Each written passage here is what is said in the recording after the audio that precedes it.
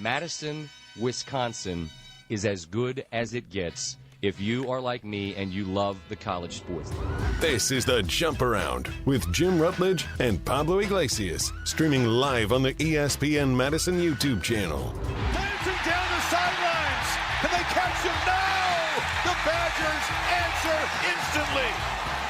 There will be no undefeated champion on Wisconsin with an unbelievable stretch drive to the championship game. Gordon again, inside the 5, touchdown! What a performance by Melvin Gordon. Chucky Hepburn, Big Ten on the line. Yes! It's over. The Wisconsin Badgers win 17-9. They are the first Big Ten team ever to win successive Rose Bowl games. That is the best college sports town in America. And welcome into the Jump Around, a Badger-dedicated show here on the ESPN Madison and ESPN Milwaukee YouTube channels. I'm Jim Rutledge, alongside Riley Yauk with me in the Everlight Solar studio. We got Pablo Iglesias at home. He's being a good teammate, not feeling well, so he is doing the show live from his living room, I think, Pablo, right? Yeah, live from the living room. Got the Jays, got the mural back here. Still have some holiday decorations, so don't worry, that's going to be coming down soon. But we always got some cheer going on in here either way over here at the Iglesias Bachelor Pad. Are you going to throw up? Do you throw up Valentine's decorations? We'll see. I don't know. Maybe we have Singles Awareness Day too. We got to make sure we keep some stuff in mind for those holidays. I'm not a decorate for every holiday type of person. But, I want to make sure that my apartment is not the X holiday looks like it threw up all over my spot, right? I know some people are like that, and it is what it is, to each their own, but I'm a big Christmas holiday decorator guy, Pablo, for sure. So what decorations are you putting up for Singles Awareness Day? And what the hell is Singles Awareness Day? Isn't it the day that I think this was a How I Met Your Mother invention from Barney Stinson on either February 13th or something like that. I don't know what do you put up for Singles Awareness Day? That's Nothing. my question. I'll spin back on you Single guys. men have empty walls, so I would say you take You just all your take down pictures. the Christmas stuff. Yeah. Yeah, I guess so. Or leave I mean, your I'm just Christmas looking lights at up because again, I think single men having Christmas lights up is definitely was a thing. Like when I was single, the only thing I had on my wall was Christmas lights. Yeah, I could see that. Yeah. No, that's when you first think that interior decorating and all that. You're like, oh man, I'm gonna put up Christmas lights. It's gonna look super cool, and it's total college dorm type of feel. So that's where I feel it's not up all year round. Just like to have it a little bit extra. Those darker days in the holiday, but we're past that in the winter solstice. Get some extra light up in here. All right, let's get into a little bit. I mean, is it I think so. 77? All right, let's get into the Badgers release their schedule, and we're going to play the schedule game. I will say we did this on we did this on Jim, Matt, and Molly. It didn't go well. I think we had the Badgers winning 5 games. So, because we'll do the same thing here, I want it to be a consensus. So I want a jump around stance on what we think the Badgers record will be as we play the schedule game. All right? Let's do it. All right, Riley, do you want to lead us, and then we'll all answer? All right. Sounds like a plan. Let's first take a look at the Badgers schedule for all our viewers on YouTube. Here it is. Here is the official schedule that the Badgers released. Starting at Lambeau Field, a neutral site game against Notre Dame. You're going to have to finish talking. It's a loss. Yeah, the Fighting Irish. Scheduled to be, predicted to be a top 10, maybe top 5 team, depending on how the pollsters look at them, but more than likely not replicating the LSU upset from 2016, if I had to guess. Yeah, they're How not insane. Have the weather advantage, most likely, too. That Washington, obviously that helped a lot. Yes, but different team. Everyone's a new team. That's why it's so hard to go through this. It is, but I would be, to me, that's a lot to ask for week 1. Even if you believe in this team to pull off an upset over Notre Dame, probably a lot to ask. I think if they're competitive, though, I think that bodes very well for the future with this schedule. Okay, you can lump the next 2 together. Yeah. Western Illinois and Eastern Michigan, those are both dubs. Now we got the Badgers at 2-1. Yep. All righty. At Penn State. At Penn State, it's just the Penn State Cyclones, Matt Campbell. I think this is the perfect time if you're going to spring an upset against one of these teams, Penn State, USC, Iowa. Those are probably the best teams they face outside of Notre Dame. This is the one you can get. It's just Iowa State's roster transferred over to Penn State, and you're catching them early before they can really get their feet underneath them. So I think this could be an upset opportunity. I agree. It could be an upset opportunity. I'm not falling into that game again and playing the schedule game, so I'm not picking it. If it was at home, maybe, but I guess Pablo, you're the deciding vote here. I like the optimism behind it. It's a new Penn State team, but Matt Campbell's Iowa State team was ranked to start the season. They could also beat the Badgers. Like, this is like when we said, oh well, Indiana just brought over a bunch of James Madison guys, and that's all Curt Cignetti did. Well, that team could also probably still beat the Badgers based off of what we've seen the last couple seasons. So all I'm saying is, Badger fans, even when they're 2-2 at this point in the season, don't be disappointed like how we were against the week after Alabama. Yeah, is this team 2-1? What's happening? No, so I think Maryland 2-2 was the embarrassment last year. So 2-2 right now, you're honestly feeling good, especially if you can hang with those games. Yeah, if those are close games, you blow out Western Illinois and Eastern Michigan and don't have the annoying scrape-by victories, I think everyone's feeling pretty solid heading into Michigan State, a home game. Pat Fitzgerald coming to town. Yeah. And he always plays Wisconsin tough. And I like Michigan State as far as being coached by. I'm not a fan. I just mean that Pat Fitzgerald, I think, is a good coach. I think that program can bounce back quickly. But this being at Camp Randall, this is a game that will give the benefit of the doubt to the Badgers. For me, I would give them a W. I'm going with home advantage playing the key here. Yeah, when Wisconsin's always gone to Northwestern, and I've been there before. When Wisconsin has a tough time against these Pat Fitzgerald teams, it's usually because of the Northwestern effect. So I'm going to go with the Badgers on this one. New team, also with you on that one, Jim, with Fitzgerald's coaching style. But I think the Badgers could steal a dub from the Spartans. Yeah, Michigan State was garbage last year. So if you don't get this one, no one's feeling good. That'd be the Maryland equivalent for last year. Then they have a bye week.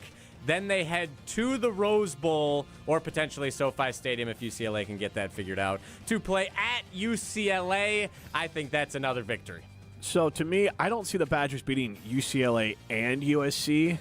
But USC is way better than UCLA. But it's at home. So I'll give you UCLA, though. So that's kind of where I'm going at. If I was going to pick the Badgers, but I think the bye week, UCLA is very much a question mark, and I know that they have the kind of same blueprint as Indiana, but Indiana stands out because it was Indiana. It's a rare blueprint. I think UCLA made a good hire, and I think UCLA will look more functional than they have.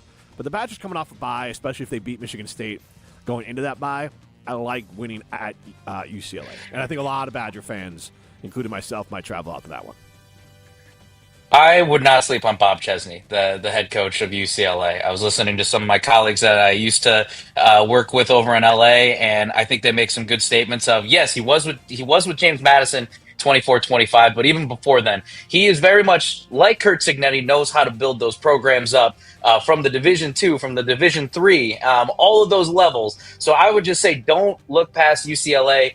But it's also a rebuilding program, though, too. So I would say loss for UCLA, USC at home. I think, I'm just going to stick with home advantage again because weird things can happen at Camp Randall that favors the Badgers. All right, so Riley, where do you fall? I guess we'll lump those two together there. So I have the Badgers losing to USC and beating UCLA, so you're the deciding vote on both of those. Oh, yeah. Nice. Come on, man.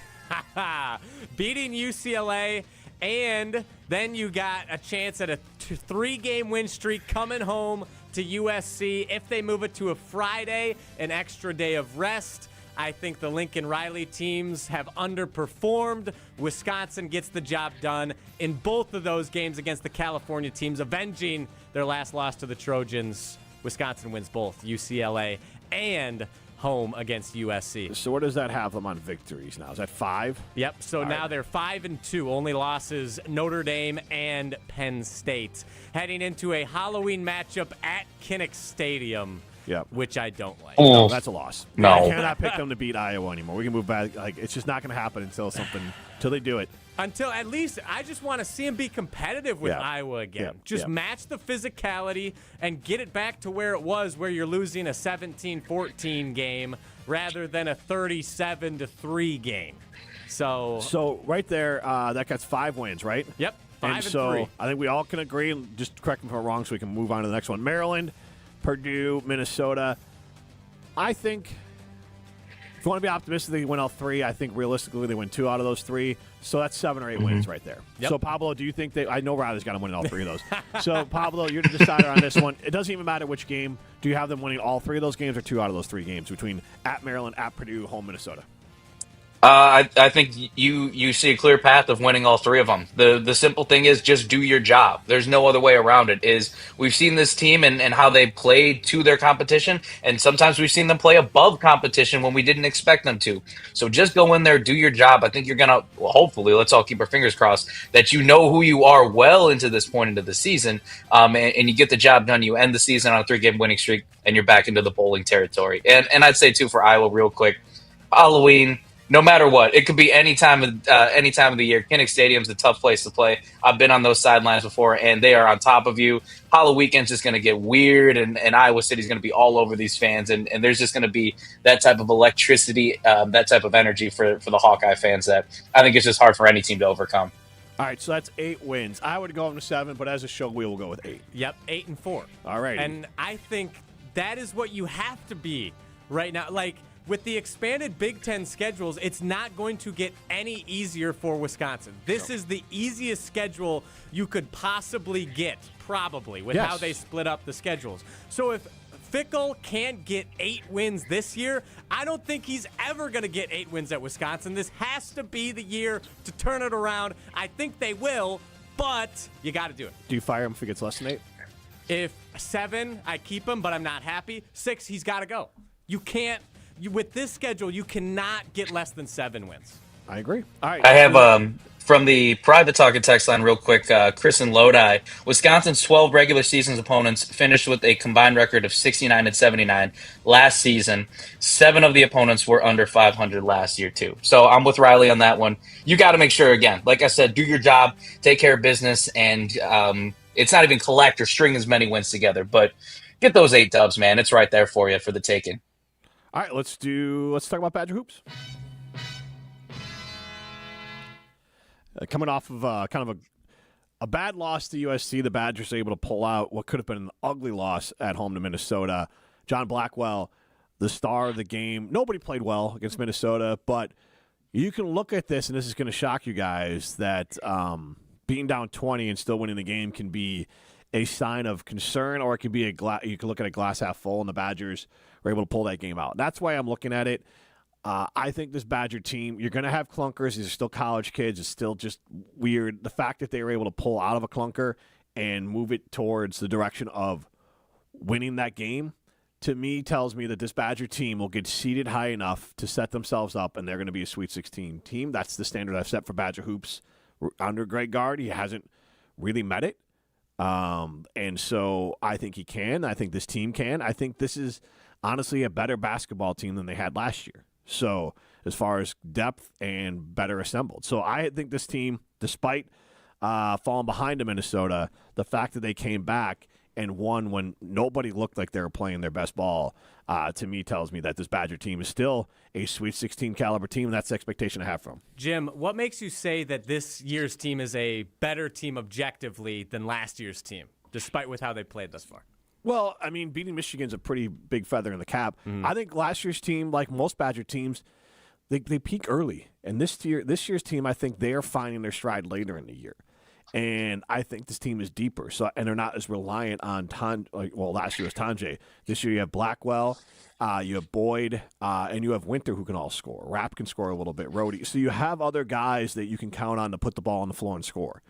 And Boyd, as a true point guard, which Blackwell was not last year, takes a lot of the responsibility. So even if Blackwell's the one that needs to be scoring all the points, Boyd setting him up and taking the ball out of his hands so he doesn't have to be the number one ball handler and the scorer, I think just sets this team up to be a better run team because they have Nick Boyd, a true point guard. So that's part of it, and I like some of their depth pieces as well. But I think this team is just took a little longer to get their feet underneath them, but now that their feet are underneath them, I think they're going to look. Every game's not going to be perfect, but I think they're going to be a team that's going to end up getting over that 20-win mark and being a Sweet 16 team.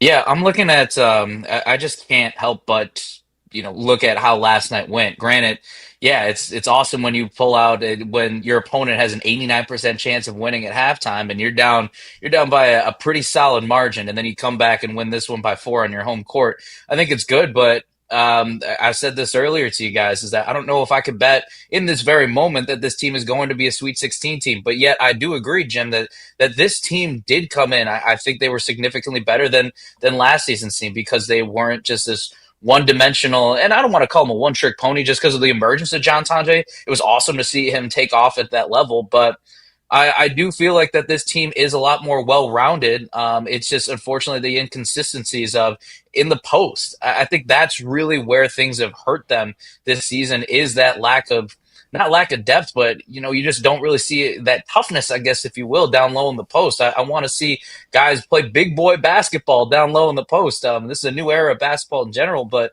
that's what I want to see. Who could be the hero down low? Who could get the gritty rebounds? Who could fight down low? Because that's where, if you play a game like yesterday in the tournament, you're going to get bounced. There's no other question. You can't play against a team that's 500 and kind of go back and forth and then end up scrounging out a lead, even though, hey, it's the Stars that emerged in the second half.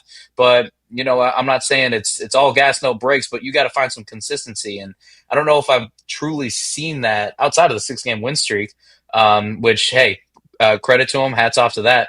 That's where I stand right now with the men's basketball team. I think they can do it.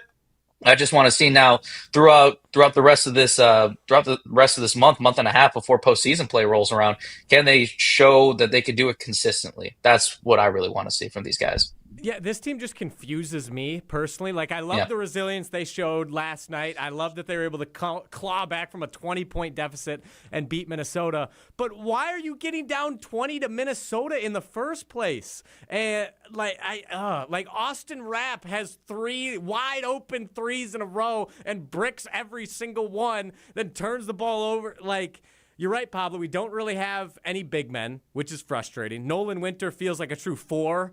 And that they need a good 5. So I don't know. Personally, I think the resilience will carry them because they have shown at their ceiling they can beat the best teams in basketball. But at their worst, they're awful. It's a terrible team. So I think their ceiling is the Sweet 16, and I'm really not convinced yet that they're going to make it there given the past few years of the lack of tournament success. All right, let's talk about the Senior Bowl Badgers. This is a little more encouraging.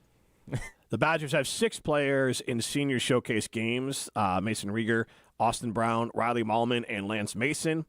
And American Bowl features Hallman, and Panini Senior Bowl features Vinny Anthony. So I'll start with this. Which one of those guys do you think will have the best NFL career out of those 6 players?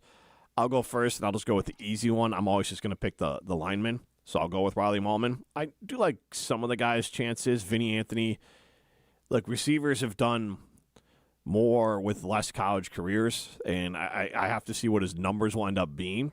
But if he is a little spark plug and fast, he could be someone that could do it. Hallman, he could be a guy that hangs around on special teams and has a nice career. Maybe he's a little better than I think, but if I'm betting, I'm just going to bet lineman for the Badgers. If I like the idea of Mason Rieger being the dark horse out of this group. I think Riley Mahlman is a good case because offensive lineman you can make a case for anybody is why you need this position player, for this specific reason. But I think it's hard to find an edge rusher these days, and from what I've seen just through a quick search is that Mason Rieger suddenly is starting to pop up in dark horse conversations of why X team should draft this guy in the late rounds or why you should consider him as a UDFA, which, I mean, again, I knew that he had some special talent coming in. He missed the previous season because of an injury at Louisville. There was a decent amount of hype behind him, but I got to go with Mason Rieger because, again, when you think of the gold that you look for in the draft or when you're picking up new guys is that edge rusher. And the fact that you come away with MVP honors and you're turning heads like that, yeah, when you come from Wisconsin, it's a big deal. But also, yeah, I love the idea of what he could potentially provide and be that spark plug from somebody off the line, and just the physicality, the energy that he brings. I wish we could have had more years with him at Wisconsin based off of what he could do. But yeah, if I'm picking anyone out of that bunch to have the best career, I think best Mason Reiger really surprised me in the best ways. Yeah, Mason Reiger was the East-West Shrine Bowl MVP for the defense with 4 tackles, 3 sacks, 1 forced fumble. Like both of those picks, I'm actually going to go with Lance Mason. He really came on the end of his career at the back half of the season for the Badgers, spent 4 years at Missouri State, was able to make the jump to the Big Ten. I think he'll be able to make the jump to the NFL, too. I'm really excited to see what he does. He's a great receiving threat. He can block. He's fun to watch and a good guy to talk to. So I'm rooting for Lance Mason, Vinny Anthony as well. Love Vinny. Hope he does well. But I think tight end, I think that's a good spot for the Badgers to thrive in. And I think Lance Mason has the tools, the abilities to succeed at the next level. All right, let's get to our clip of the week. Around these parts, there's only time for the best of the Badgers. We don't know exactly where we are right now. Why don't you own the Wisconsin football team? We need to play better significantly. They're spoiled rotten. This is the clip of the week on the Jump Around. Go someplace else. Go boo in a bar. Yeah, it is the clip of the week. And speaking of the NFL, have one of the NFL's most prominent former Badgers, J.J. Watt, on the Pat McAfee Show, speaking on an egregious happening in the National Football League's Hall of Fame recently. Yeah, no, there, like you just said, there are literally like 2-3 people in history that are absolute no-brainer locks whatsoever, Bill and Tom being 2 of those. And I saw something where one of the voters was like, why should the votes be released? What are you going to do? Because you shouldn't have a vote. If you have Bill Belichick not making the NFL, the Pro Football Hall of Fame, you should not have a vote for the Pro Football Hall of Fame. The guy has 8 Super Bowl titles. There's only been 59 of them. He's got 8 rings from 59.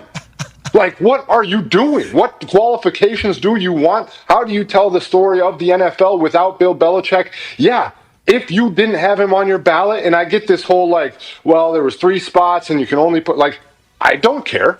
If there's only 3 spots, Bill Belichick is spot number 1. Point blank, period. You figure out who fits in the other 2. No other matter should happen. He is in the Hall of Fame, first ballot, no matter what. The guy beat me left, right, and center multiple times. I should have every reason to hate him. He's a first ballot Hall of Famer without question. All right, do you guys agree with J.J. Watt on Bill Belichick's Hall of Fame non-induction? Yeah. I mean, the only thing that seems even close, but it's not as egregious, is how long it took Bo Ryan to get into the College Basketball Hall of Fame.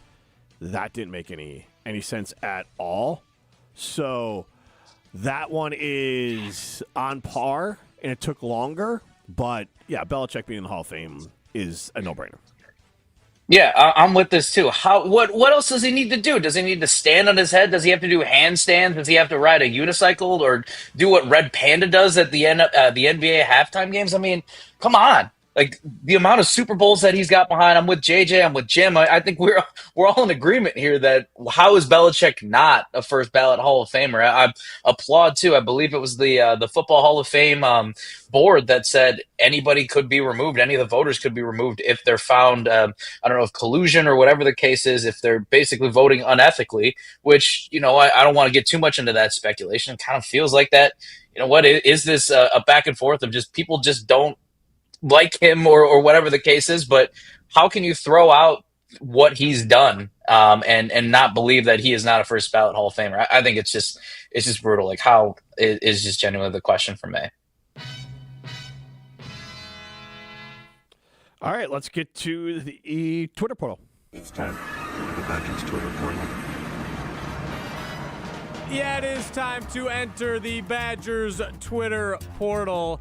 And I have some fun ones today. I was looking forward to these. So I was digging in some other universities' Twitter fan bases, and let's start with our friends down in Iowa. This was responding to a quote tweet of our guy, Mason Posa, from his appearance on our show when he claimed that the Badgers could make the college football playoff this year. Max Edwards, an Iowa fan, lol, is this AI? That kid is in for a rude awakening. 6-win team, maybe. And then Sturt's season, they are turning into Nebraska. Jim, I'll start with you. Number one, are Badgers fans delusional to think that they could make the playoff this year? And two, are we turning into Nebraska fans that constantly think we should be competing in the upper echelon of college athletics while continually failing? Yes and no. I don't think there's a lot of fans that think the Badgers have a shot at the playoff. I think that 8-win is a high water mark that we went through earlier with the schedule game. And I think that's where most Badger fans live. Now on Twitter it's different, but most people that I talk to day to day are living in that let's just make a bowl game world. And yeah, there's bravado and all that on social media. But I think in general, the consensus Badger fan just says let's just make a bowl. So that would not, obviously, then that would preclude us from being the Nebraska. Now, Nebraska, honestly, at this point, did Nebraska fans even think that they're what Nebraska? It's been a long, like Tommy Frazier probably was the last time, and I don't think either one of you know who he is. I know who Tommy Frazier is. I couldn't name a single other but pre-Bo Pelini coach for Nebraska. Well, and Tommy Frazier wasn't a coach, but he was a quarterback for the team. Oh, there you go. Yeah, he was a Tommy Osborne. That's what I was thinking. Tom Osborne, yes. Yes. That's Tommy Frazier was like when they ran the wishbone. And I think the last time that they were relevant as a national team. A heck of a quarterback. I mean, not a pro, but heck of a college quarterback. So, yeah, we're not quite there yet. Okay, good. Pablo? No, I mean, I think it's, if anything, we're all defending Mason here, too. If there's anybody who has the playoff aspirations, you'd hope that it's the players, and you'd hope that it's the coach that aren't afraid to put it out there. But, no, man, I'm just feeling like, you know what, Wisconsin could, why not shoot for the stars? I would rather Wisconsin just be put out on a platter for trying to make a bold statement like that versus just be like, you know what, it is what it is. We're just going to throw in the towel before we even kick off because we never know. You never know how unpredictable college football is. So why not live in the little Delulu? I'm down for that. That's my world. I like to have some fun with it. Let's put the risk out there. Put it. You can't. Scared money don't make money, man. Put it out there. Exactly. Scared money don't make money. Our friend Nick Osen is ready to go. So I will have one more for you real quick. The Badgers, with their comeback victory last night, have taken 11 straight over the Minnesota Golden Gophers. In your guys' mind, I think Minnesota's the most satisfying team to beat in football. But in basketball, who is the team that when Wisconsin plays them, they need to beat them? Michigan State. Doesn't happen often, but I would go Michigan State. Pablo? I'd be a tie between Michigan State or Purdue. And I've seen both of these teams have some pretty sound wins on the road in environments where it is not easy to do that. Johnny Davis, I think, had the 51 jersey or something like that when they went over to the Breslin Center, and they were able to pull off that upset. Or I don't even know if it was an upset, but it was a sick win for Wisconsin. So I'd say it's a tie between Michigan State and Purdue. McCaffrey's out of Iowa, right? Yes. Okay, so Iowa would have been on there, but I thought McCaffrey's gone. So okay. He sucks. It's those wins are fun when it's at the Kohl Center because the student section just is on another level when McCaffrey is there. So I'll give him that. Yeah, for me, either Purdue or Michigan. I love beating Michigan in basketball. It's so satisfying. But probably Purdue, since they've been so good. And they always have some giant European center who's really annoying and foul bait. Zach Edey, I hate him. For me, it's Purdue. But that's it for the Twitter portal. All right, President's Day is here, and Steinhafels is celebrating big right now. Save at least 10% off store-wide on furniture you've been waiting for. And it gets better. Spend over $4,999, and Steinhafels gives you a 65-inch 4K smart TV. Plus, rest a Beauty Rest Black mattress for your chance to win a dream vacation to Hawaii. Yes, Hawaii. It's the President's Day sale at Steinhafels. Shop in-store or online at steinhafels.com.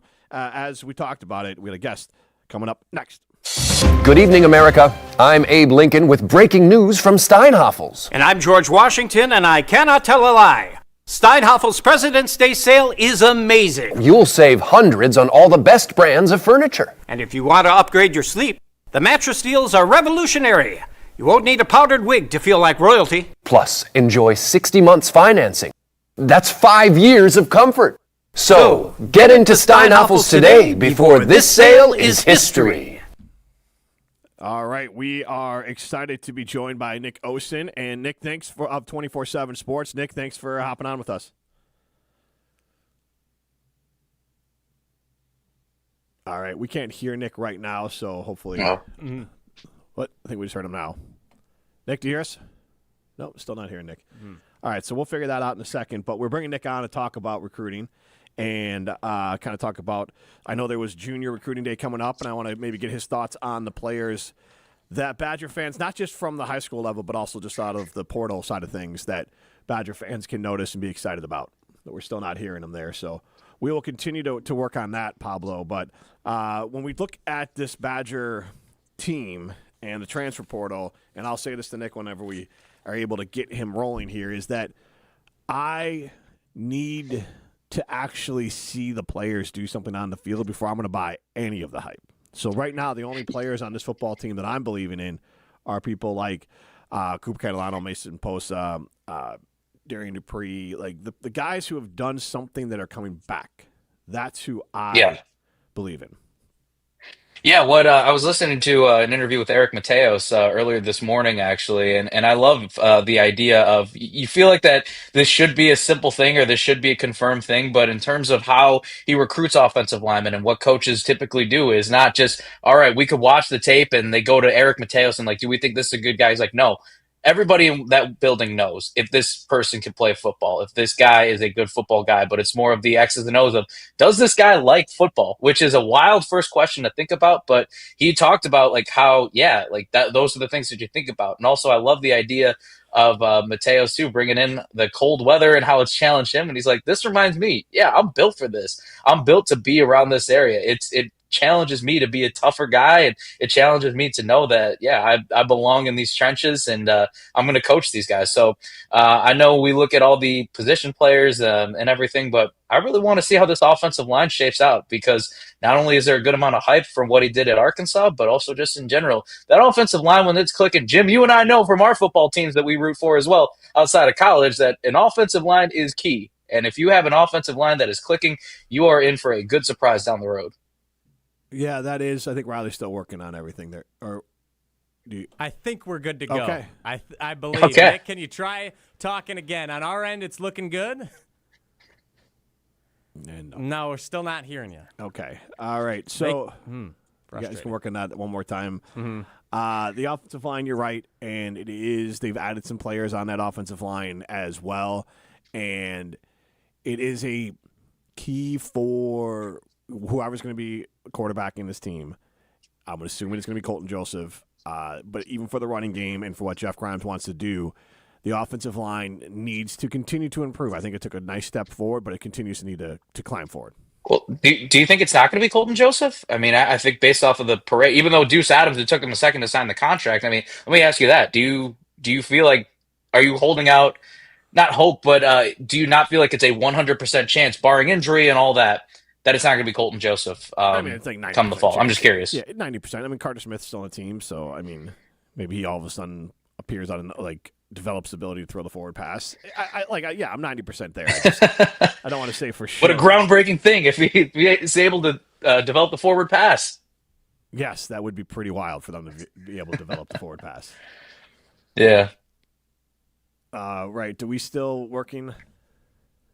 Yes, we are still working on it. I just sent a new call to our friend Nick, and he is hopping on now. So if this doesn't work, he's hearing you guys just fine. He's enjoying the show? That's good. Yeah, That's good. So I know he's getting maybe he could what we're doing thus far. So hopefully we can bring him in to the fold here very shortly. So we are working our darndest back here behind the scenes. Well, I know you're working behind the scenes here, but can you tell me why you have corn on your Wisconsin shirt? Yes, so this is actually due to... You can see it, obviously, on the stream here. I am a current partner now with Wisconsin Design Team. Fantastic company. They have an in-person location on State Street, or you can find them on wisconsindesignteam.com. Gave me a couple items to show off, post on social media, and I decided to go with the corn tee. Pretty sure Melvin Gordon's worn this before as a pregame fit. I just like it. It's sick. Their stuff, very high quality, looks good. It's unique. For other fans, like, you know me, Jim, I have a ton of Badgers-related stuff and gear, so it's nice to find some unique items and pieces to switch it up from time to time, and Wisconsin's Design Team is fantastic for that. So let's try Nick one last time. Nick, he's on the new call. It should be up according to our settings here. So, Nick, can you hear us? Nope, that's the old call. But he's on the new call. Trust me. Fantastic. Looking great. Looking great, Nick. You guys got me okay? Hey, there we go. We did it. All right. Resilience, baby. Unfortunately, that's all our time. No, I'm just kidding. Thank you for joining. Yeah. So, Nick, what I want to ask you to kind of start is with the portal guys. I don't know, maybe 3 names that the Badgers have added that you're pretty confident will get some playing time this year, because we want to make this as top layer as possible for our fans. That it's hard to follow along with recruiting now. It's hard to follow along with the portal, who's coming back year over year. So who are like the top 3 names that have come through in the portal that you think will get significant playing time this year?